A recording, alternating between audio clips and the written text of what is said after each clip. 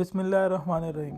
My self Farhan Awan, और आज हम बात करेंगे कि किस किस टाइप के मीटर्स होते हैं और मीटर्स की कैटेगरीज क्या होती है और मीटर्स की कैलिब्रेशन कैसी होती है। अब ये मेरी अपनी लैब है 4D टेक्नोलॉजीज। यहाँ पे कुछ लोगों ने अपने मीटर्स की कैलिब्रेशन के लिए मीटर्स भेजे। तो हमारी लैब में अनस भाई हैं जो ह्यूमिडिटी और टेम्परेचर के डिपार्टमेंट को संभालते हैं और इस चीज़ के एक्सपर्ट भी हैं। अच्छा अनस भाई, आप बताएं कि ये मीटर्स क्या क्या होते हैं, मीटर्स की रेंज क्या क्या होती है और मीटर्स को कैलिब्रेट कैसे करते हैं। सर मीटर की दो ही रेंज होती है। एक तो टेम्परेचर होता है, सिर्फ जिनको टेम्परेचर रिक्वायर्ड होता है वो टेम्परेचर लेते हैं, जिनको टेम्परेचर प्लस ह्यूमिडिटी रिक्वायरमेंट होती है वो अपने रिक्वायरमेंट के मुताबिक परचेज करते हैं। ठीक और है। रेंजेस में अगर देखा जाए तो वैसे तो मार्केट में ये अवेलेबल है लोकल मीटर्स, लेकिन ये किसी काम के नहीं है। ये एज अ समझ लें आपके वॉच के बराबर है। सिर्फ रख कर आप वॉच करें वो उसमें भी आप 100% सेटिस्फाई नहीं हो सकते कि जो 25 डिग्री दिखा रहा है ये 25 डिग्री है या नहीं। भाई ऐसे ही दीवार पे लेके बंद घड़ी जो दिन में 2 दफा ही टाइम सही बता रही है, ऐसे ही है।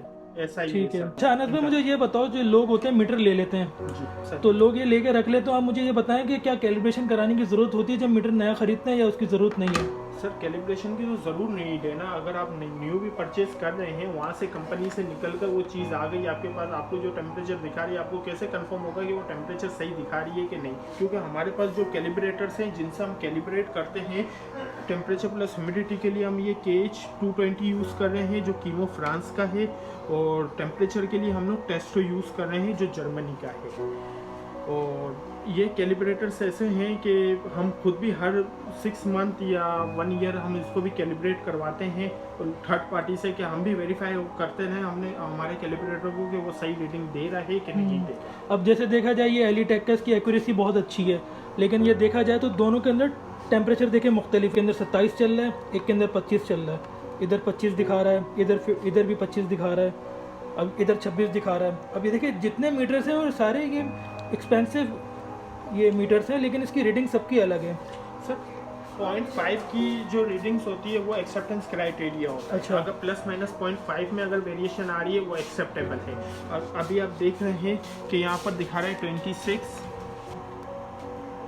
यहाँ पर आप देखें 25.7, यानी कि ये 0.3 डिग्री की वेरिएशन है। दोनों बिल्कुल सही दिखा रहे हैं, प्लस माइनस 0.5 के अंदर में ये। ठीक है। अभी अगर हम अपने कैलिब्रेटर को देखें 25.3, ये भी प्लस माइनस 0.5 के अंदर में ये है रीडिंग, ये भी एक्सेप्टेबल चल जाता है, टेम्परेचर चल जाता है।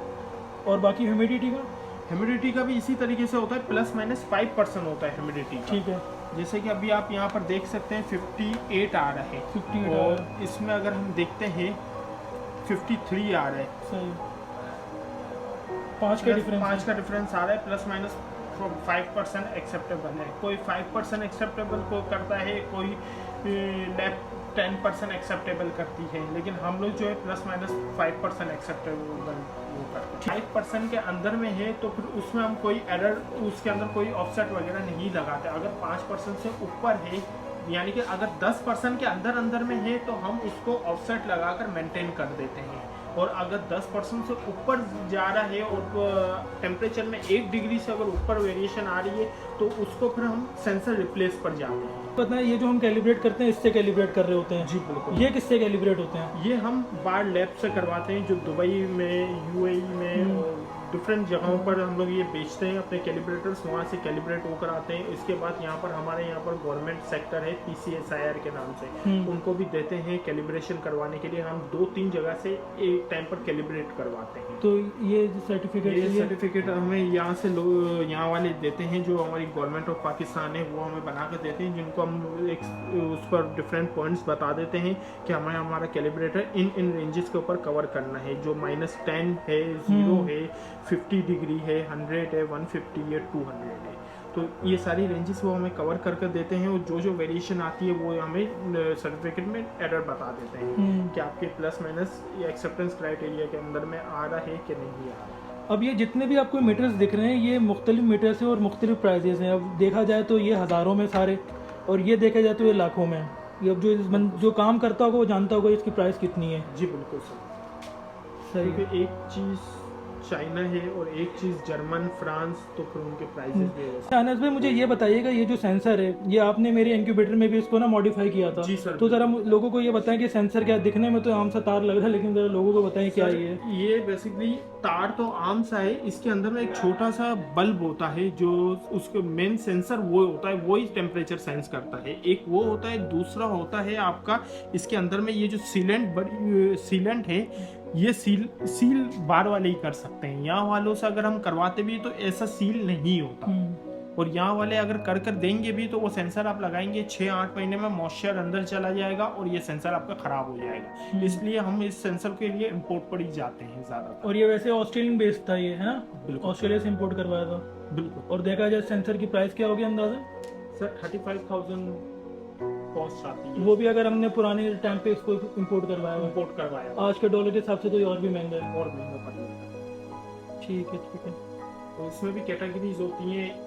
अगर वहाँ की अगर आप इससे अच्छी कैटेगरी लेने जाएं तो वो फिर लाख तक भी जाती है, लाख की भी जाती है, इससे ऊपर भी। अब जैसे ये मीटर है, इसको कैलिब्रेट करना होता है तो हम इसको सॉफ्टवेयर खोल के उसकी कैलिब्रेशन कर लेते हैं इससे मैच करके। और बाकी जैसे ये अगर होता है फॉर एग्जांपल, ये तो बस आप कुछ नहीं कर सकते, इस पर तो हम टेप लगा के लोगों को बस लिख के दे देते हैं कि भाई ये इसके इतने फ्लक्चुएशन रेट आ रहे हैं, लेकिन ये बस ऐसे ही है, बस आपको बस बंद घड़ी है इस तरीके का। दूसरा इसका रिस्पांस बहुत स्लो है। अगर आपका टेम्परेचर अगर अभी 24 पर हो जाए तो ये फौरन 24 नहीं करेगा, फौरन नहीं बताएगा। 24 करने के लिए आधा घंटा लग जाएगा, मैक्सिमम हाफ एन आवर आराम से लगेगा।